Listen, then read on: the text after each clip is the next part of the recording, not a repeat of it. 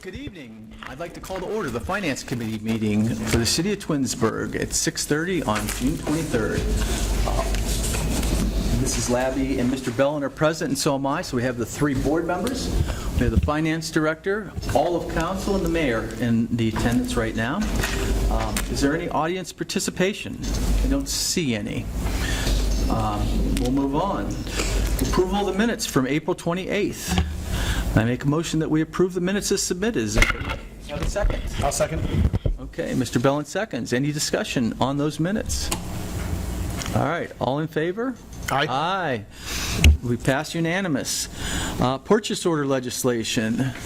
Christine, are you going to handle that? I will. Please. So currently we are working with the state auditor for our 2025 financial audit. For those of you who've been around, it's been about 11 years since the state auditor has come in and done the audit. We've had Perry and Associates for the last 11 years. Before that, the state was here for a year, and before that, for as many years as Jennifer could remember, Chuni and Panicki did the city's audit. So a lot of times the state will consult out and have IPA firms do the audits for cities and schools because they just don't have enough staff. But it is the 11th year, it is our turn, and they've come back with a vengeance. So we've been dealing with them since about February. We're still not done.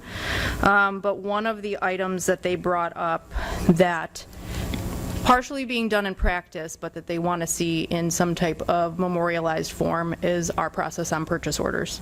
This is not unique to Twinsburg. This is listed in the Ohio Revised Code. For those of you who don't know what a certificate is, it's pretty much the fiscal officer saying the city has money to lawfully spend on this item that the fiscal officer has determined is a lawful municipal purpose. So a lot of power behind my signature, but also a lot of responsibility. So we would like to get some procedures in place. This is an item that will be on council's agenda for first reading tonight, but just outlining what the different types of purchase orders are, what the authority is limited to, and then there's something what's called a then and now statement, which that'll be a recurring council legislation piece, most likely monthly.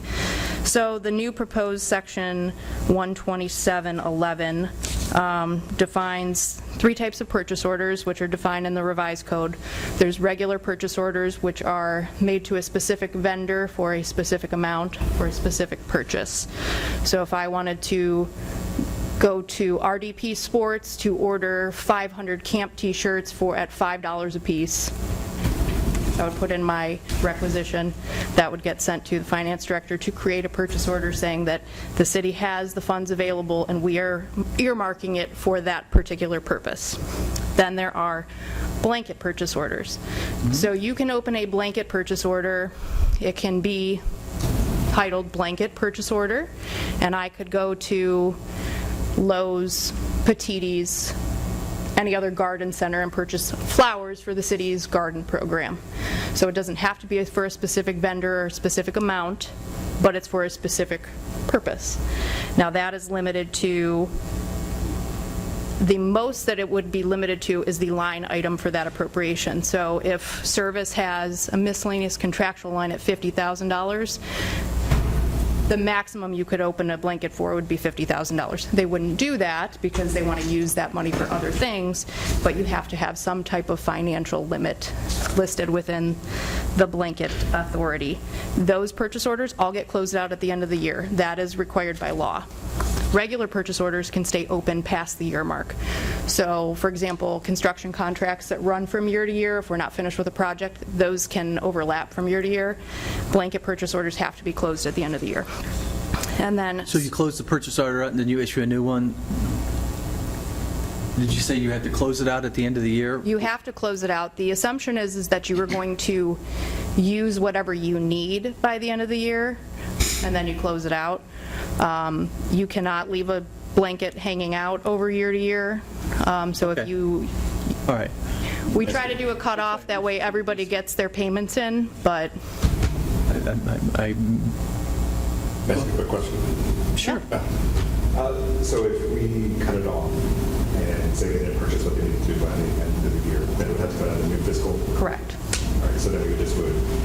lose money. So whatever,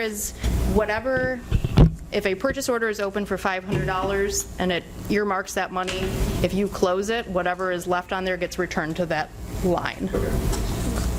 So it's good housekeeping for departments if they're not going to use blanket purchase orders to close them occasionally, because it frees up money for them to do other things. And then the third type of purchase order is a super blanket, and those can be used for predictable operating expenses, so things that you know that you are going to purchase consistently throughout the year. Fuel, road salt, utilities, things like those. And again, those are limited to 1 year and up to the appropriation amount for that line. But there's that little caveat, which they're predictable operating expenses. Any questions on the three types? Yeah, so we already have legislation, road salt as an example, right?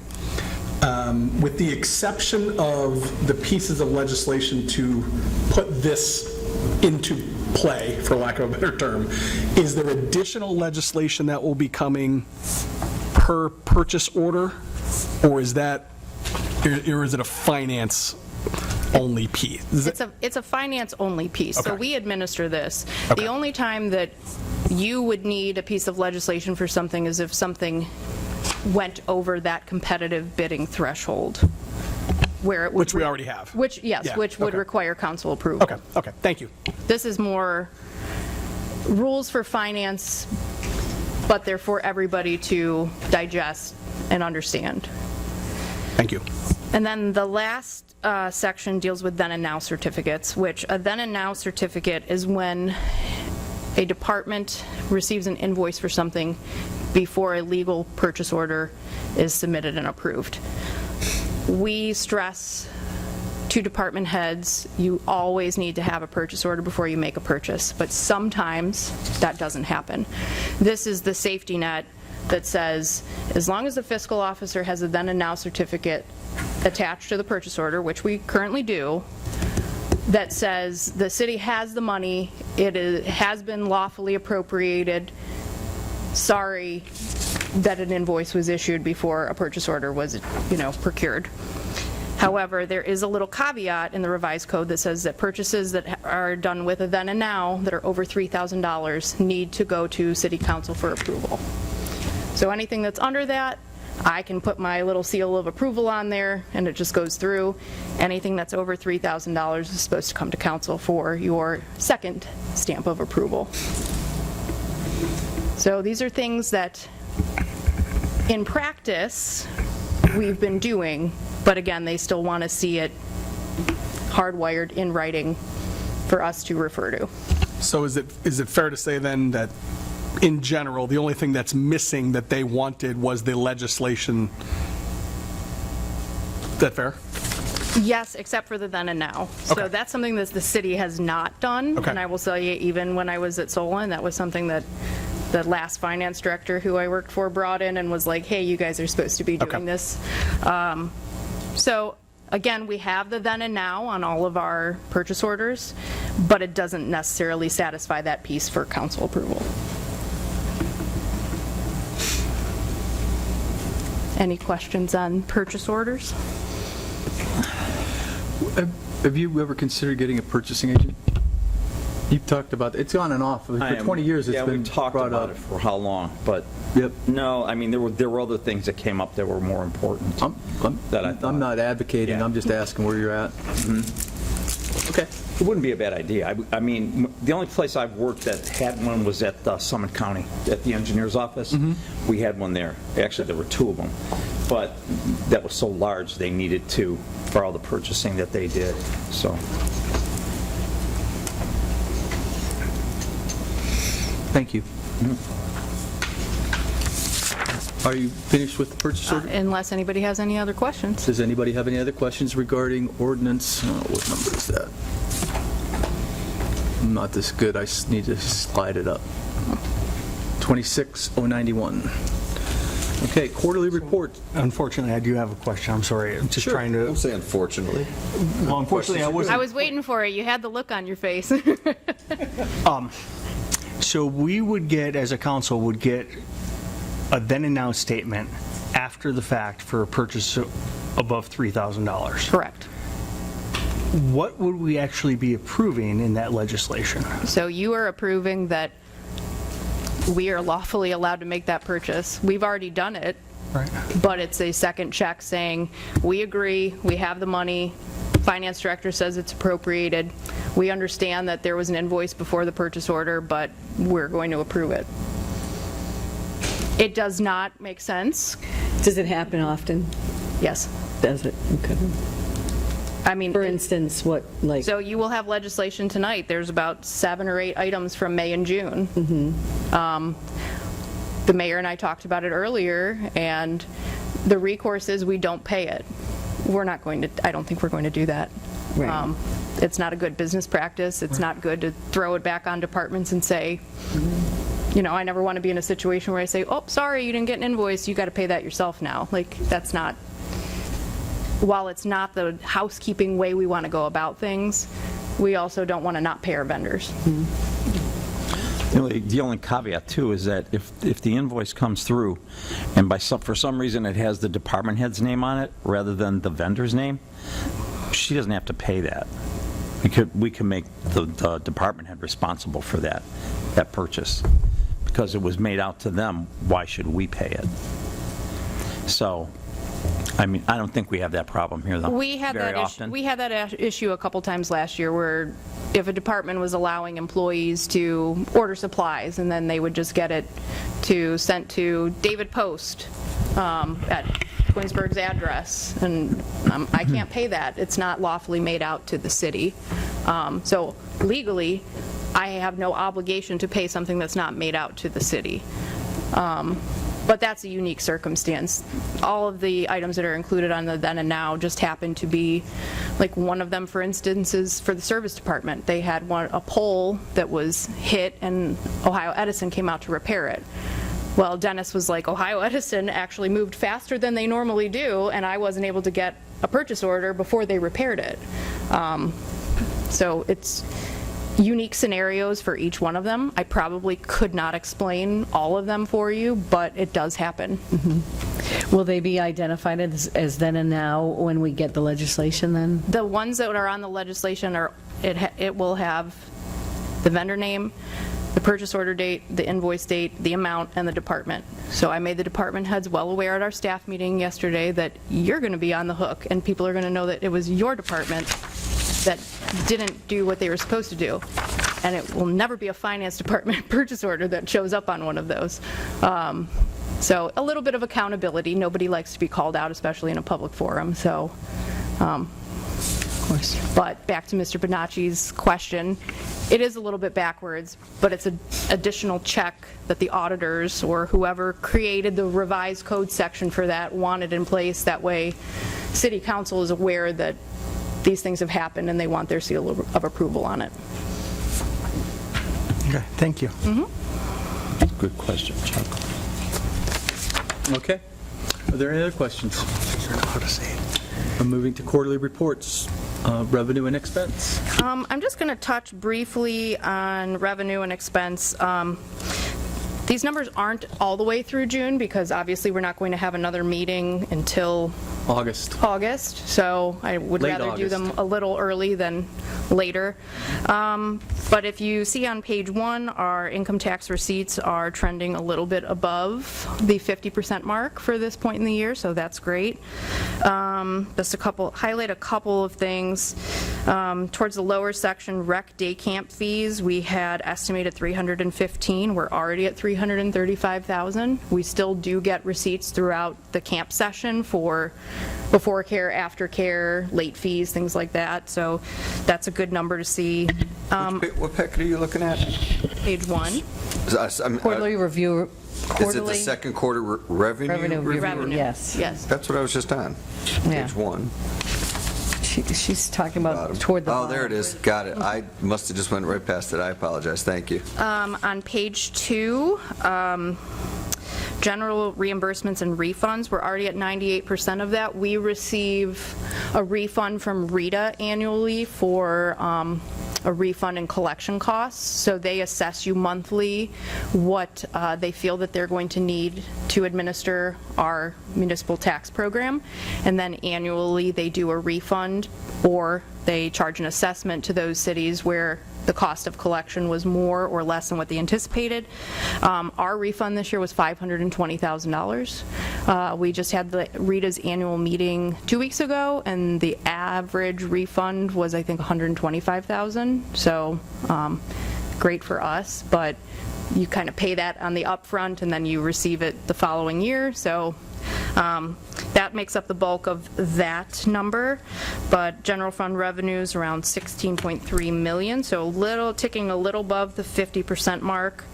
I'm going to skip ahead because most of the special revenue funds are right where they need to be. If you skip to page 6, which should have sewer revenue on there, I just want to make a note. I'm going to do a revenue change probably a little bit after we come back from break. The wastewater project loan I put in for the full amount. I don't think that we need to.